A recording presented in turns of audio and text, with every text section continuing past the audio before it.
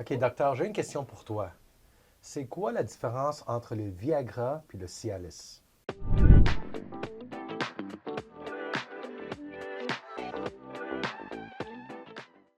Bonne question. Il y a toujours, tout le monde demande entre le Cialis et le Viagra. Donc, entre les deux molécules, c'est des médicaments pour aider la dysfonction érectile. C'est quelque chose qui réagit dans 30 minutes. La grosse différence, c'est les différents dosages, le temps de durée, parce qu'il y a quelques-unes qui durent pour 12 heures, l'autre c'est pour 36 heures. Les effets secondaires, certaines vont avoir plus de céphalée, il y a d'autres qui auront plus de troubles de musculation. On parle de tous ces risques moins de 5 Mais en bref, ils sont de la même famille. C'est juste une question vraiment entre leur dosage et la durée. Moi aussi, j'ai une question. Pourquoi je suis invité à une conversation sur des problèmes érectiles? Qu'est-ce que je fais ici? C'est l'intervention pour toi ici, Simon. Non, non. C'est à peu près ma question. Ma deuxième question, c'est pourquoi tu voudrais avoir un Cialis ou un Viagra, je ne sais pas lequel, qui dure 36 heures? Donc, c'est une bonne question. Donc, si je vous donne une de ces molécules et vous n'êtes pas stimulé, ça va aider une érection naturelle. Donc, si vous allez à l'église, à l'école, tu fais le travail et vous n'êtes pas stimulé pour avoir une érection, il n'y aura aucun impact. Il n'y aura pas une érection. OK. Donc, il faut avoir une érection naturelle, visuelle, tactile pour commencer ce processus neurovasculaire pour dilater l'artère, pour remplir les tissus caverneux dans le pénis pour faire l'érection. Et ces médicaments, tout ce qu'ils vont faire, c'est va inhibiter le processus pour faire une descente de pénis pour une érection, la détumescence. Donc, si on inhibite la détumescence, quand tu fais vers une érection, il y aura plus de chances qu'il y aura une meilleure érection et la durée va être plus forte. Mais il y a une différence entre les deux, le Viagra puis le Cialis. C'est quoi la différence de comment tu prends chacun? Un est avant 4 heures, l'autre est... Y a-tu un temps d'heure de... Il n'y a pas comme 31 minutes, c'est bon. Alors, quand tu prends un ou l'autre, ça dépend aussi qu'est-ce qu'il y a dans l'estomac. Oh, Donc, la première qui était là, le Viagra, c'est actuellement pour les patients avec les poumons, les cœurs problématiques. On les donne 2 à 3 fois par jour pour aider l'hypertension pulmonaire. Et secondairement, ils ont noté, ça aide pour les érections. Lorsqu'on prend un médicament, c'est pour 30 minutes après, c'est dans le système vasculaire. Et donc, quand vous simulez, l'effet pour améliorer les érections, c'est là. La durée, c'est quelque chose qui est secondaire à la molécule, comment c'est métabolisé. Quand on mange avec des choses graisseuses, la bière, l'alcool, ça peut inhiber son absorption. Ça, c'est plutôt le Viagra. Versus le Cialis, tu peux le prendre avec n'importe quoi. Ah, le Cialis, tu peux prendre l'alcool, le Viagra, non. C'est pratique pour les gens qui n'ont pas d'hygiène de vie, là, qui font juste sur le party. Mettons, tu fais le party, Cialis. Cialis, je pense que c'est quelque chose qui est plus favorable. C'est la nouvelle molécule. Donc, pour le même prix, à peu près 10 à 12 dollars dans nos pharmacies, c'est quelque chose qui a une durée de 3 fois plus long que l'impact de le Viagra. OK. Et le fait que maintenant, on a même un Cialis 5. C'est 5 mg quotidienne. Donc, au lieu de dire, OK, attends, on va prendre mon pilule et on va commencer dans 30 minutes, tu peux prendre une petite dose de 25 de la dose maximale quotidiennement. Donc, lorsque l'intérêt est là pour commencer un acte naturel sexuel, il n'y aura pas l'idée de faire la mathématique dans ta tête pour décider quand je prends la molécule. Moi, j'ai une question. Est-ce qu'il y a des gens qui sont des hommes qui sont parfaitement en santé, puis là, je suis pas en train de parler de moi en passant, là. Je me demande encore ce que je fais ici, mais des gens qui sont parfaitement en santé, qui s'entraînent, qui ont un bon poids, qui ont des muscles, tout ça, mais qui ont quand même des problèmes érectiles. Est-ce que ça va ensemble? Parce qu'habituellement, c'est lié à une mauvaise hygiène de vie, non? Bonne question. Donc, il faut retourner dans c'est quoi les causes des dysfonctions érectiles? Et il y a une grosse partie psychogénique. Donc, si tu es au travail, tu ne dors pas bien, problème de stress dans la vie, c'est sûr que Ça. ça aide pas. Donc, dans ces événements-là, l'utilisation de cette molécule N'aidera pas. va aider. OK. Sûrement, il y a du monde qui dit, look, ma femme veut avoir un enfant, on fait l'amour 5 fois par jour et c'est pas la même, Ouais. c'est pas naturel et des fois, il y a d'autres facteurs pour stress, des autres choses qui arrivent dans la vie. C'est sûr que ces molécules vont aider cette érection naturelle. OK. Versus quelqu'un qui a la diabète, l'hypertension, et pour des raisons organiques, les appelle vasculaires, neurologiques, hormonales. Ça, c'est des choses qui sont constantes.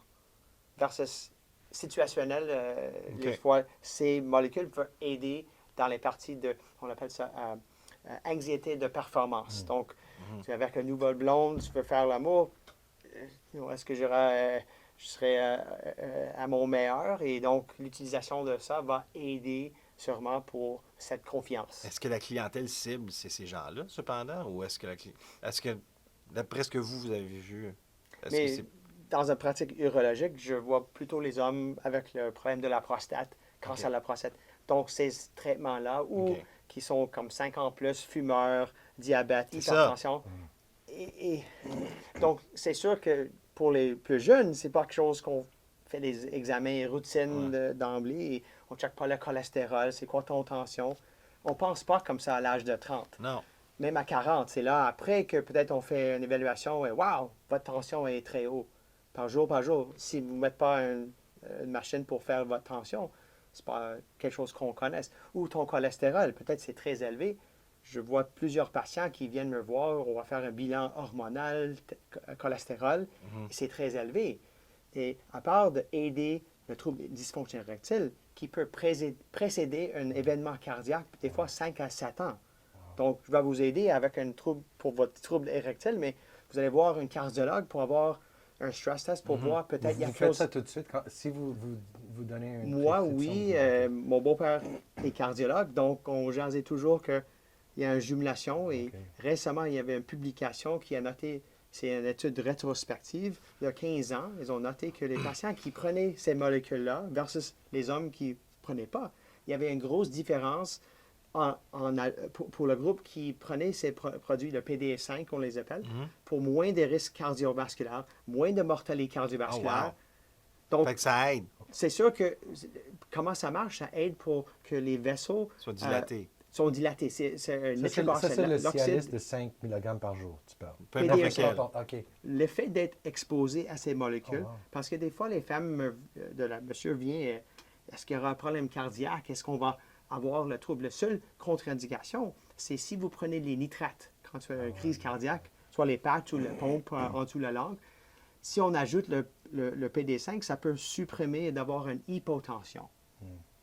Mais en bref, c'est quoi le but? C'est de dilater les artères et les vaisseaux.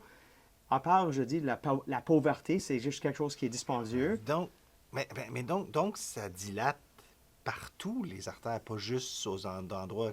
Parce que la pilule, comment elle fait pour se rendre? Parce que dans les zones génitales, l'artère de le corps caverneux, les deux artères, on a 2 cylindres dans le pénis et un troisième pour le pipi.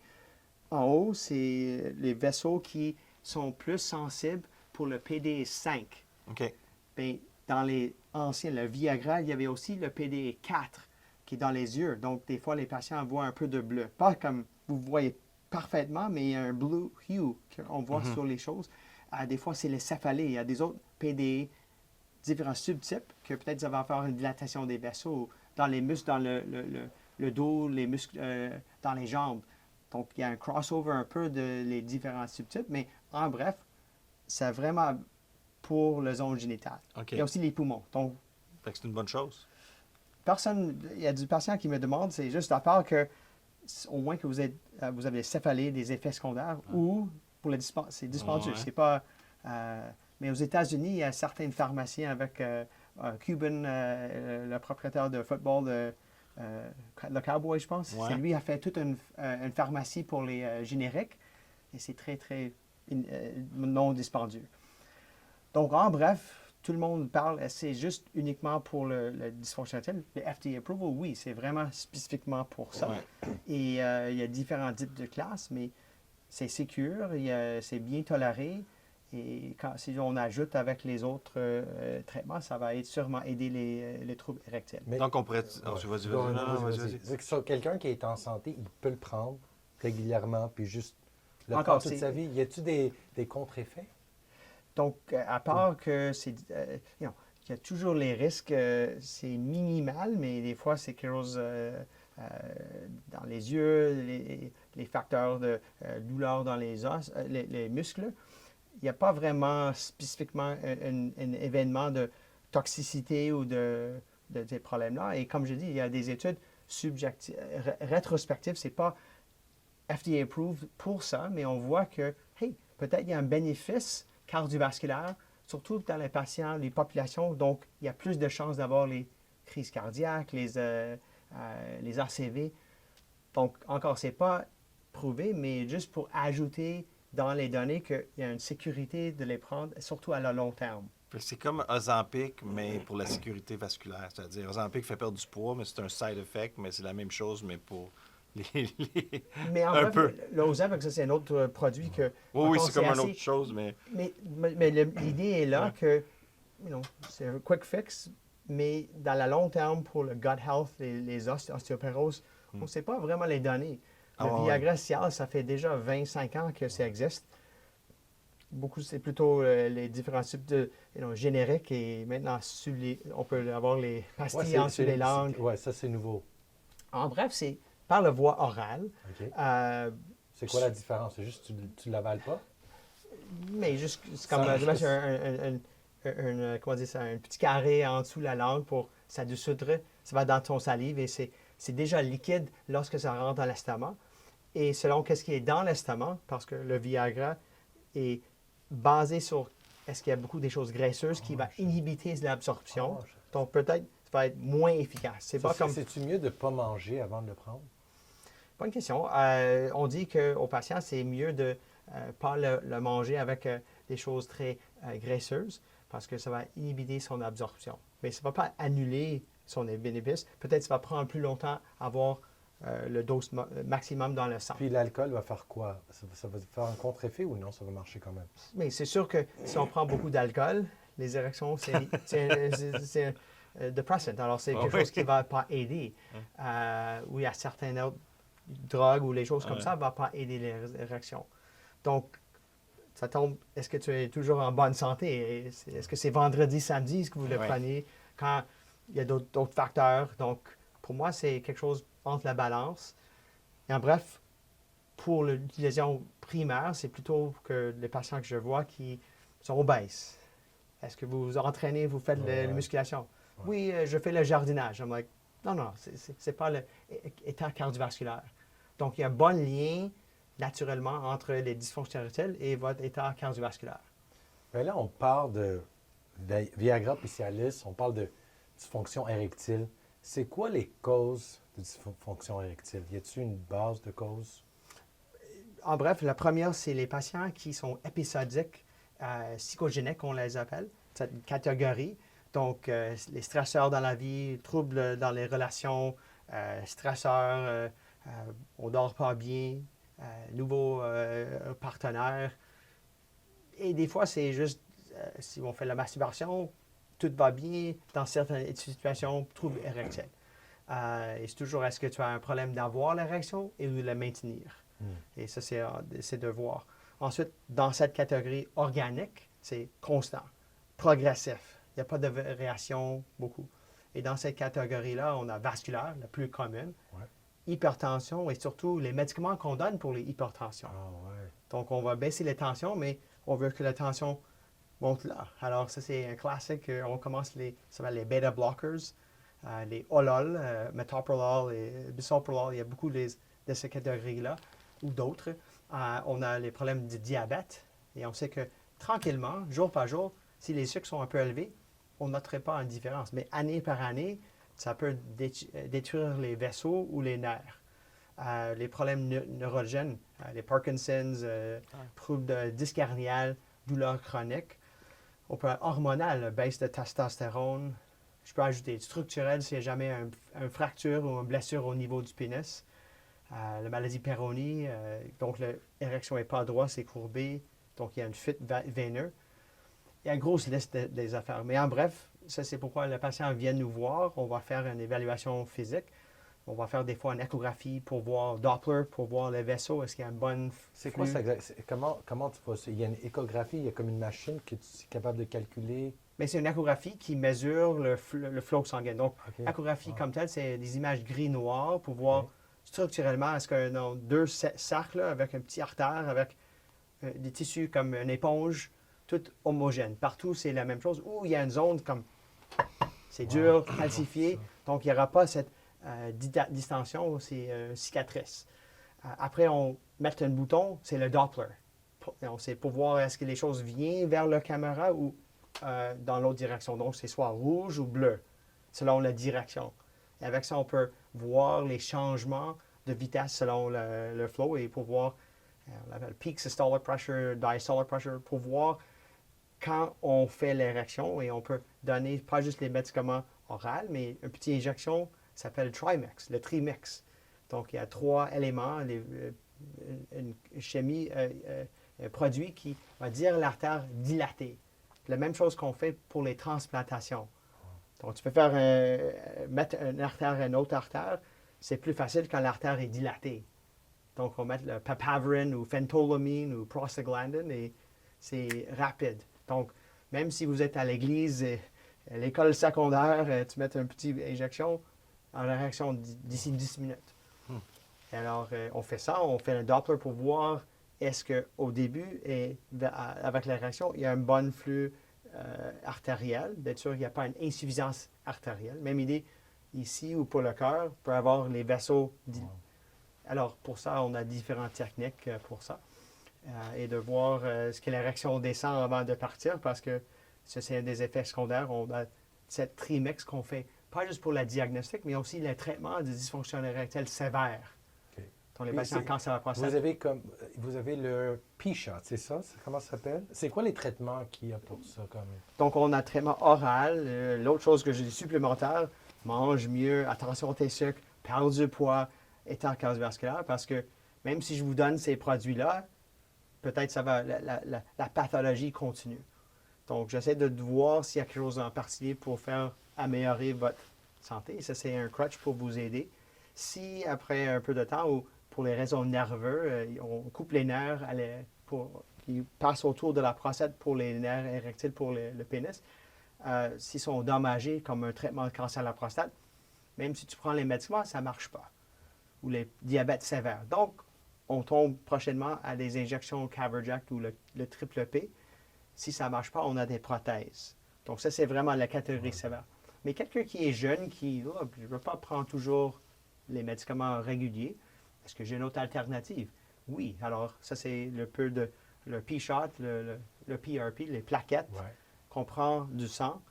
On spin, on prend ces cellules-là qui sont la première ligne de traitement pour n'importe quelle blessure qui va faire arrêter le sang, les plaquettes.